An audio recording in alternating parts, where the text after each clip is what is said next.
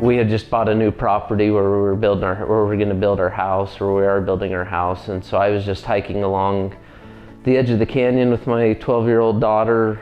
I went to step around a rock and I lost my footing and then lost my grip and started falling back and found one little ledge that I was able to land on about 120 feet below. My daughter was fine, so she was able to get up to my pickup and call 911. It took me about 2.5 hours to get out. My right foot was completely detached.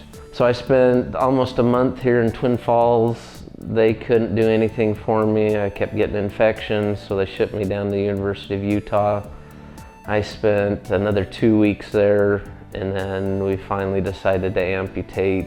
From talking to some people that I know that are amputees, they said that Orthopro was the best place to go, and that's when I contacted Ben at Orthopro and came in for my first consultation and tried to get my first fitting. I wish I would have saved myself some time and money and done it earlier. When my wife and I were laying in bed trying to decide whether we should amputate my leg or not, one thing that we really enjoy is just having a walk, just her and I on the beach.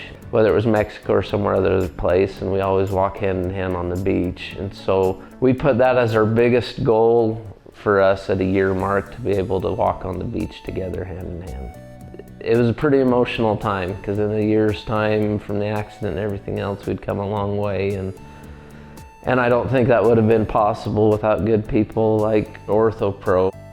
To learn more about my journey of becoming an amputee and my journey with my prosthetics, I'm on TikTok at FarmVP80, or also hashtag oneleggedfarmer.